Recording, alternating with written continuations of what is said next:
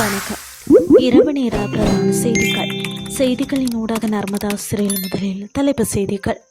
அபாய வலயங்களில் உள்ள மக்களுக்கு மாற்றுக்காணி அரசாங்கத்தின் முக்கிய அறிவிப்பு. பொலனறுவையில் கால்வாயில் கவிழ்ந்து வான் விபத்து.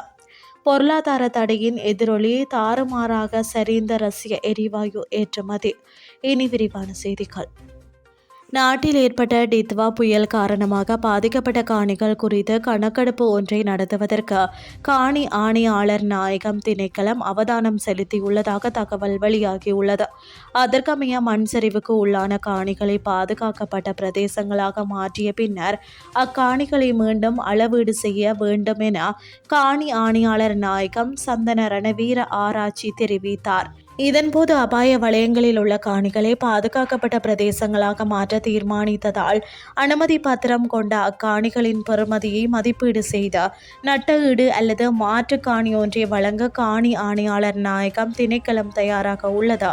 இந்த நிலையில் சம்பந்தப்பட்ட காணிகள் தொடர்பான தகவல்களை அந்தந்த மாவட்ட அரசாங்க அதிபர்களிடமிருந்து கோரியுள்ளதாக தெரிவிக்கப்படுகின்றது. மேலும் சில குடியிருப்பாளர்கள் அரச காணிகளில் அத்துமீறி தங்கியிருப்பதுடன் அவர்கள் தொடர்பாகவும் இந்த நடவடிக்கையை முன்னெடுக்க அத்திணைக்களம் கவனம் செலுத்தியுள்ளதாக குறிப்பிடப்பட்டுள்ளது. இது குறித்து ஏற்கனவே அனர்த்தத்தினால் பாதிக்கப்பட்ட மாவட்டங்களில் உள்ள காணி அலுவலகங்களுக்கு தெரியப்படுத்தியுள்ளதாக காணி ஆணையாளர் நாயகம் சந்தன ரணவீர ஆராய்ச்சி மேலும் தெரிவித்திருந்தமை குறிப்பிடத்தக்கது. பொலனறுவை சட்டி பிரதான கால்வாயில் கவிழ்ந்த வானொன்று விபத்துக்குள்ளாகியுள்ளதாக காவல்துறையினர் தெரிவித்துள்ளனர். இந்த விபத்து இன்று சனிக்கிழமை பிற்பகல் 11 மணி அளவில் இடம்பெற்றுள்ளதாக தெரிவிக்கப்படுகிறது. விபத்தின் போது வானில் 4 பேர் பயணித்துள்ள நிலையில் அவர்களில் ஒருவர் காயமடைந்தார் மனம்பிட்டிய வைத்தியசாலையில் அனுமதிக்கப்பட்டதாக கூறப்படுகிறது. இது தொடர்பில் மேலதிக விசாரணைகளை காவல்துறையினர் மேற்கொண்டு வருகின்றனர். இனி வெளிநாட்டு செய்திகள். ரஷ்யாவின் எண்ணெய் ஏற்றுமதி நவம்பரில் வீழ்ச்சியை சந்தித்துள்ளதாக சர்வதேச எரிசக்தி நிறுவனம் தெரிவித்துள்ளது. அமெரிக்காவின் வரி விதிப்பு மிரட்டலால் இந்த நிலை ஏற்பட்டுள்ளதாக தெரிவிக்கப்பட்டுள்ளது. எண்ணெய் ஏற்றுமதி செய்யும் முன்னணி நாடுகளில் ஒன்றாக ரஷ்யா திகழ்ந்து வருகிறது. பிற நாடுகளை காட்டிலும் விலை குறைவு உள்ளிட்ட பல்வேறு காரணங்களால் ரஷ்யாவிடம் எண்ணெய் கொள்முதல் செய்ய உலக நாடுகள் போட்டி போட்டு வந்தன.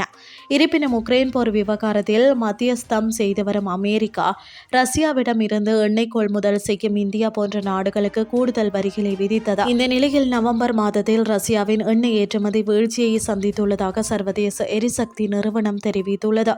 இதன் அடிப்படையில் நாளொன்றுக்கு 4,20,000 பீப்பாய்கள் குறைந்தது 69 லட்சம் பீப்பாய்கள் விற்கப்பட்டு வருவதாக தெரிவிக்கப்பட்டுள்ளது.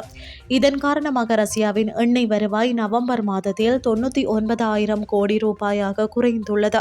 இது கடந்த ஆண்டு நவம்பர் மாதத்துடன் ஒப்பிடுகையில் 32,000 கோடி ரூபாய் குறைவு என குறிப்பிடப்பட்டுள்ளது.